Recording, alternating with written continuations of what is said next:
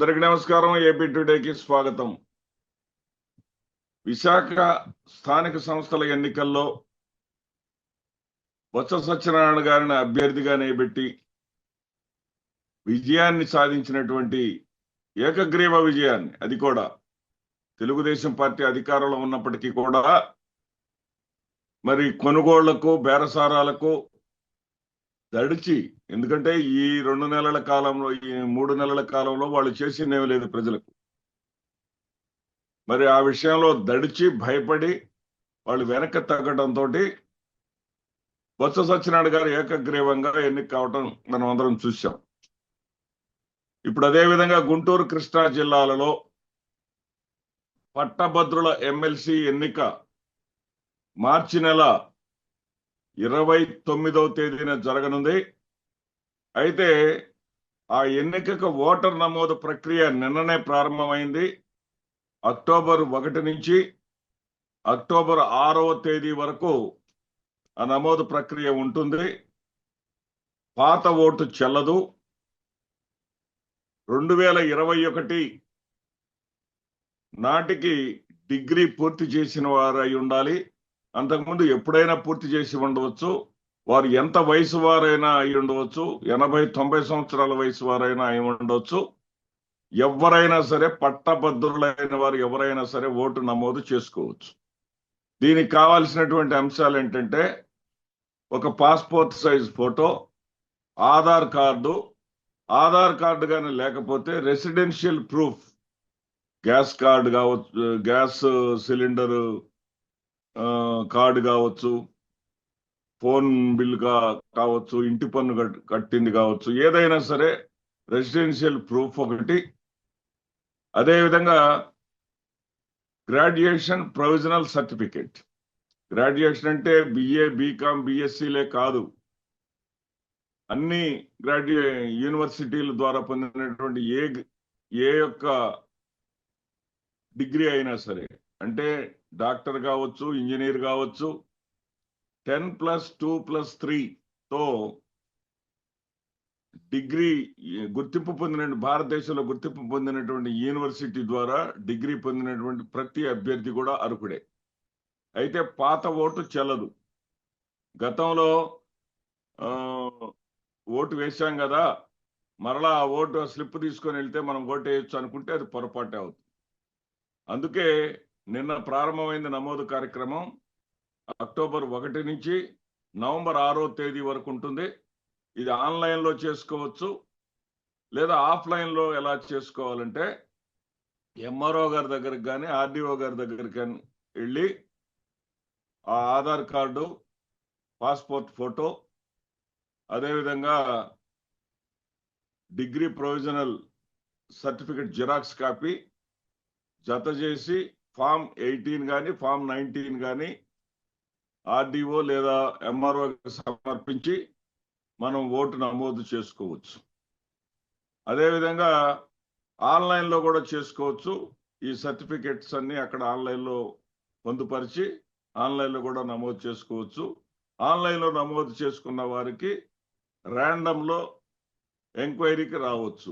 ఆ ప్లేస్లో మీరు ఉన్నారా లేదా అని చెక్ చేసుకోవడం, అంతే కదా. మరి డైరెక్ట్గా వెళ్ళినప్పుడు ఒక అధికారి మనల్ని అటెస్ట్ చేస్తాడు. ఆన్లైన్లో చేసుకున్నప్పుడు అది నిజమా కాదని ఎంక్వైరీ వచ్చే అవకాశం ఉంది. ఇకపోతే వైఎస్ఆర్సిపి ఒక రకంగా సాహసం చేసిందని చెప్పాలి.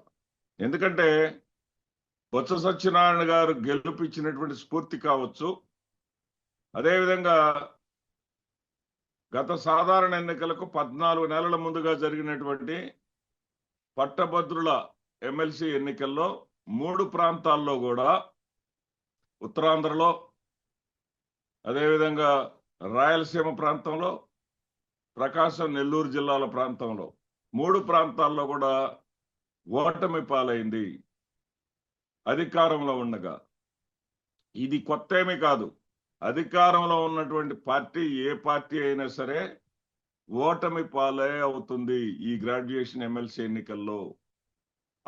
ఆ యొక్క ఎమ్మెల్సీ ఎన్నిక పుట్టిన రోజు నుంచి కానీ చూస్తే ఎప్పుడు కూడా అధికార పక్షంలో ఉన్నటువంటి అభ్యర్థులు గెలవరు.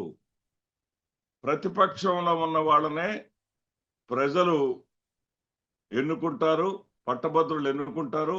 ఎందుకంటే ప్రతిపక్షంలో ఉన్న వాళ్ళు వాళ్ళ తరపున, నిరుద్యోగుల తరపున కావచ్చు, ఆ పట్టభద్రుల ప్రయోజనాల కోసం ప్రభుత్వంతో పోరాడతారనే ఉద్దేశంతో ప్రతిపక్షం వాళ్ళకే అవకాశం ఇచ్చింది ఇప్పటి వరకు మనకి కంటికి కనిపిస్తా ఉంది. ఎందుకంటే మనకు బాగా గుర్తుండి ఉంటుంది, 2017లో తెలుగుదేశం పార్టీ అధికారంలో ఉండగా వైఎస్ వివేకానంద రెడ్డిని స్థానిక సంస్థల ఎమ్మెల్సీ ఎన్నికల్లో ఓడించగలిగింది. కానీ ఏది స్థానిక సంస్థల ఎన్నికలంటే ఒక 700-800 ఓట్లు ఉంటాయి. వాళ్ళల్లో తక్కువ మంది వీళ్ళకున్నారు, వైఎస్ఆర్సీపీకి ఎక్కువ మంది ఉన్నా కానీ వాళ్ళు ప్రలోభాలకు గురి చేసి క్యాంపు రాజకీయాలు చేసి వివేకానంద రెడ్డిని ఓడించగలిగారు, బీటెక్ రవిని గెలిపించుకున్నారు. కానీ అదే సమయంలో ఈ యొక్క వెన్నపోస వేణుగోపాల రెడ్డి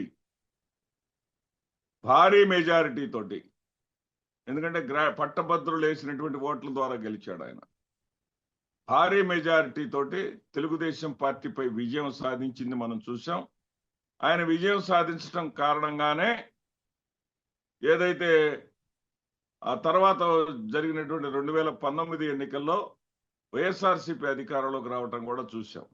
అదేవిధంగా 14 నెలల క్రితం ఉత్తరాంధ్రలో జరిగిన ఎన్నికలు, నెల్లూరు, ప్రకాశం జిల్లాలకు సంబంధించి, రాయలసీమకు సంబంధించి జరిగిన 3 ఎన్నికల్లో కూడా వైఎస్ఆర్సీపీ ఓడిపోయింది. దాని ప్రభావం 2024 ఎన్నికల సాధారణ ఎన్నికల్లో కనిపించింది. అదేవిధంగా జగన్మోహన్ రెడ్డి గారు ఆ విషయాన్ని గుర్తించి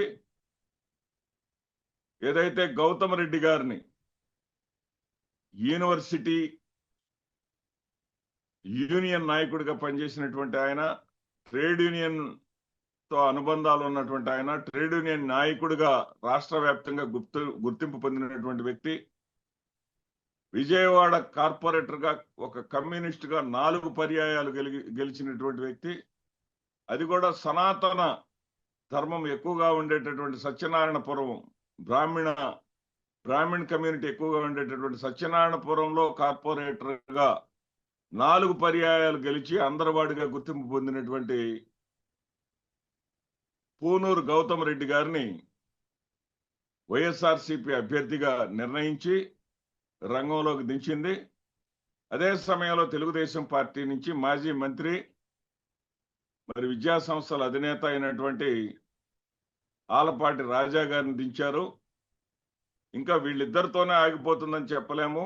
ఎందుకంటే సాధారణంగా ఈ గ్రాడ్యుయేషన్ ఎమ్మెల్సీ ఎన్నికల్లో ప్రైవేటు విద్యా సంస్థలకు సంబంధించి లేదా విద్యారంగంలో ఉన్నటువంటి వ్యక్తులు కంటెస్ట్ చేస్తూ ఉంటారు.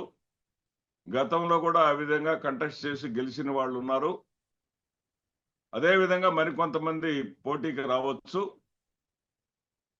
ఏదేమైనా సరే ట్రయాంగిల్ ఫైట్ జరిగే అవకాశాలు చాలా ఎక్కువగా ఉన్నాయి. నా దగ్గర ఉన్నటువంటి సమాచారం ప్రకారం వైఎస్ఆర్సీపీ గ్రాడ్యుయేషన్ ఎమ్మెల్సీ ఎన్నికలకు సై అనటం ద్వారా తెలుగుదేశం పార్టీకి మరో ఛాలెంజ్ విసిరింది అని చెప్పాలి. గౌతమ్ రెడ్డికి ఉన్నటువంటి అవకాశాలను బట్టి చూస్తే, అతనికి ఉన్నటువంటి పరిచయాలను బట్టి చూస్తే, అదేవిధంగా ప్రభుత్వం పట్ల ఇప్పటికే ప్రజల్లో ఏర్పడినటువంటి అసమ్మతి, అది వ్యతిరేకతగా ఇంకా మారలేదు, ప్రస్తుతానికి అయిష్టతగానే మారింది. మరి ఎన్నికలు జరగటానికి కాలం ఉంది. ఇంకా మార్చి 29 అంటే చాలా వ్యవధి ఉంది.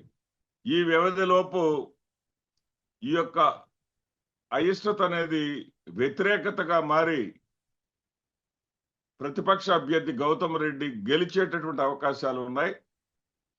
ఎప్పుడైతే గౌతమ్ రెడ్డి గెలుస్తారో ఒక రకంగా తెలుగుదేశం పార్టీకి దెబ్బ, వైఎస్ఆర్సీపీకి మళ్ళీ పునర్వైభవానికి నాంది అయ్యేటటువంటి అవకాశాలు ఉన్నాయి. ఇప్పటికే బొత్స సత్యనారాయణ గారి గెలుపు ద్వారా శుభ సంకేతాలను అందుకున్నటువంటి వైఎస్ఆర్సీపీ గౌతమ్ రెడ్డిని అభ్యర్థిగా నిలబెట్టి కథన రంగంలో దూకింది. మరి పట్టభద్రులు ఏం చేస్తారో వేచి చూద్దాం. నమస్తే.